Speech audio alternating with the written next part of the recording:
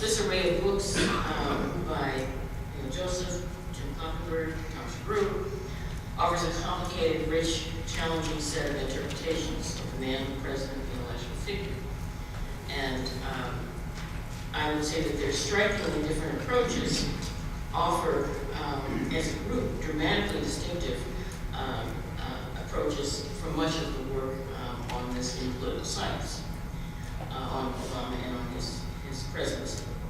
I've not attempted to summarize that work as a political scientist, I've not, but I've noted previously that it is surprisingly, for me at least, voluminous, and the extent to which political scientists who would not otherwise have written on the subject of race or have paid attention to Obama joined in shortly after the 2008 election in trying to place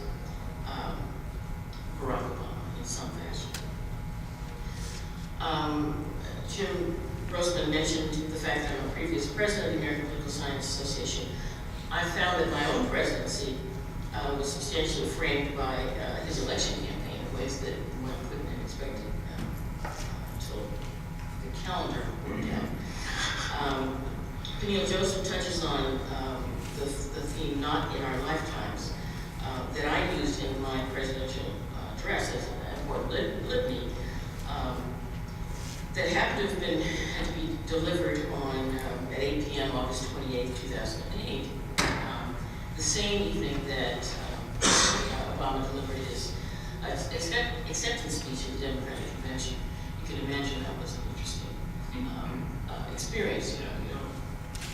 It's the main role as president of the association to deliver an address, and mine turned out to be the same except the foundation.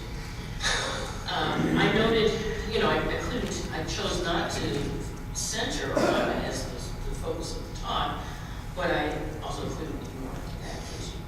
So I noted the "not in my lifetime" refrain that so many African American intellectual leaders had begun to use in the spring and summer of 2008, not among them including John McFarlane. And I found that, used that as an example of the extent to which African Americans who were at the top of their professions still found the possibility of African American, the possibility of one being elected president improbable, something that was not a lifetime possibility. So Obama's candidacy and successful campaign posed the challenge for the American politics field within political science that the fall of the Soviet Union had for the international politics and area studies fields in the early 1990s. That is, no one saw it coming, and thus had considerable difficulty in explaining what had actually happened. Even after his election, the growing political science literature on Obama's presidency has focused in disciplinary fashion on the institutional shape and the development of his administration. That is, understanding electoral and partisan support he generated with a focus on geographic areas of martial lost, a focus on racial, ethnic, and gender strengths among those groups, a focus on campaign strategy, a focus in a fashion on linear accounting for his campaign, not the kind of non-linear approach that we've seen in these books. Some political scientists, among them Paul Light, another led by the American Presidency Project at the University of California, Santa Barbara, political scientists focus on the institutional presidency, calculating, monitoring appointments, types of legislation, whether legislation passed by Congress and signed by the president, the numbers, the type, proclamations, looking at symbolic announcements, the use of executive orders, these kinds of institutional activities. I've used a combination of these approaches in my own writing on Obama, looking at summary of the campaign, looking at executive appointments, Supreme Court nominations, counting, in other words, in an effort to characterize the first year of Obama's presidency. This is published, an article published in a volume edited by Charles Henry published by the University of Illinois Urbana-Champaign, 2011. I don't have the book, but the institutional presidency, including domestic and international policy, in other words, has generated considerable attention from political scientists. And of course, most recently, the interactions and contests between the branches of government, president versus Congress, as well as the strategies Obama has used to conduct his presidency, have been the subject of much discussion and debate.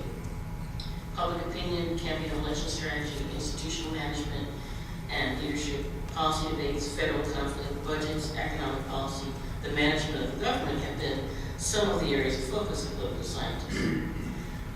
No, we have not ignored the issue of race and the presence of President Obama in the White House, but the discipline is only now developing the tools for framing Obama, for analyzing the significance of his presidency and of the man as the first African American to hold that role of president. So as in so many other situations, we political scientists borrow from other disciplines, and in this case, I really admit the work that was presented this morning will be definitely several use of political scientists. Jim Grossman was already teasing me to the fact that you'll be very happy to hear that. I would argue that this work will be of considerable use in helping us to understand the person and to generate a deeper and much more complex analysis than some of us might have been able to generate on our own. I turn now to offer just a few comments on the specific volumes, and because they've done such a wonderful job of summarizing their work, you have a good sense of what their books approach. I begin actually in reverse order. Tom Shaprou's not even past Barack Obama and the burden of race.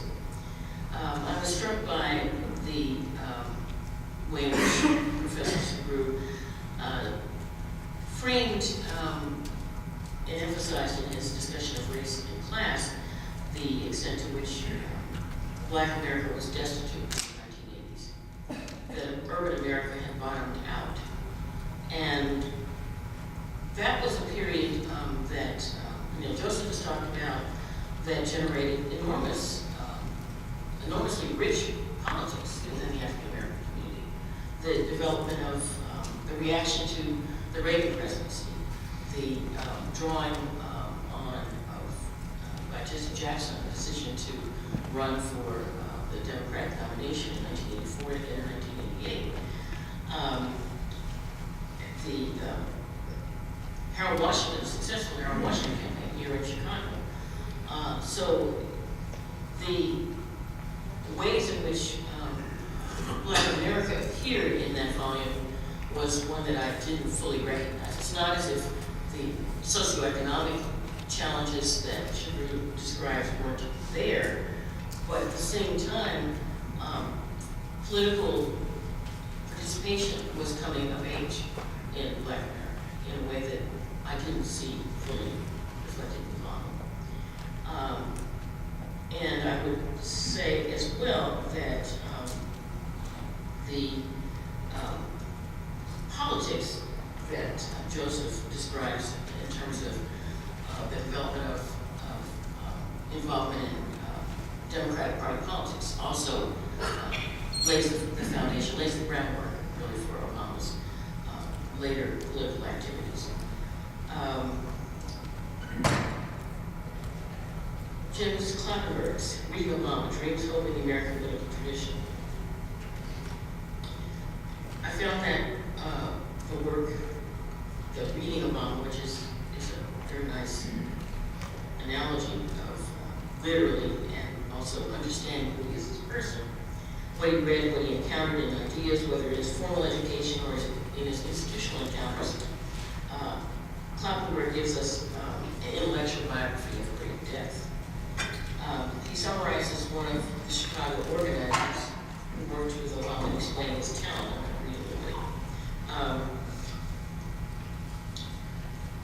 This particular person explains Obama's genius by describing two approaches community organizers often use: trying to mobilize a group of 50 people, and novice will elicit responses from a handful. then immediately transformed their stray comments into his or her own statement of priorities and strategies. The group responds, not surprisingly, by rejecting the organizer's recommendations. By contrast, a master takes the time to listen to many comments, rephrases questions, and waits until the individuals in the group begin to see for themselves what they have in common. A skilled organizer then patiently allows the animating principles and the plan of action to emerge from the group itself. That strategy obviously takes more time. It also takes more intelligence, both analytical and emotional. Groups can tell when they are being manipulated, and they know when they are being heard. According to Kerglich, Obama showed an exceptional willingness to listen to what people were saying. He did not rush from their concerns to his. He did not shift the focus from one issue to another until they were ready. He did not close out discussion about strategy, which were left open for reconsideration pending results. What's striking to me about, as I read this phrase, was that this reminded me very much of Ransby's and Payne's Elevator, Mississippi, and its state. And for me, this is the kind of highest praise that we can offer political organizer, community organizer. But it's about our president, an unusual kind of president we do have. Peniel Joseph, Dark Days, Bright Nights, from Black Power to Barack Obama. It's clear to me that, and as you saw from his presentation, that Joseph is claiming Obama as a product not just of the civil rights movement, but also of Black Power. And I think his presentation made that point particularly strongly.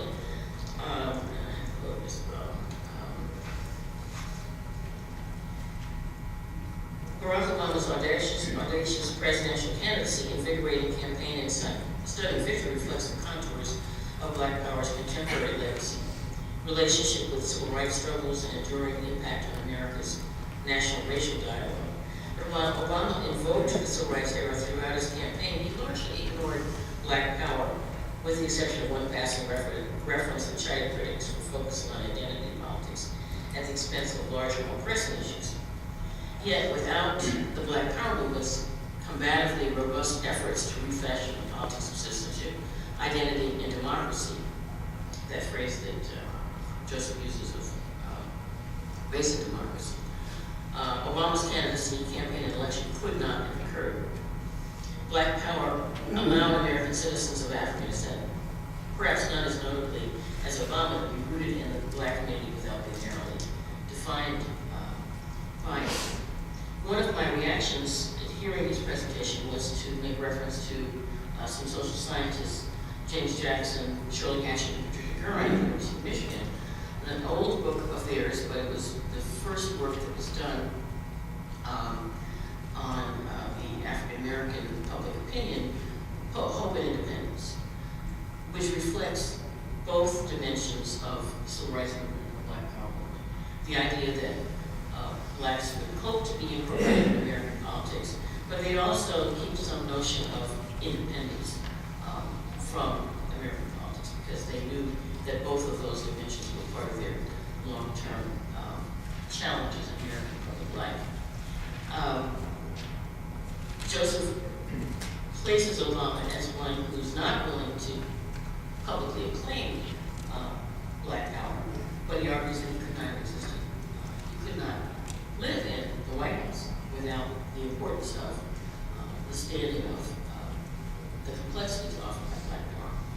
There's more to be talked about. Jim and I actually had coffee last Saturday morning in Washington, D.C. And one of the things that we'll talk about in the discussion is the role of Chicago as a place for which Obama comes into his political maturity. But these are the comments I've gone over, I think, my 2 minutes, but these are really very, very interesting books. I will be using them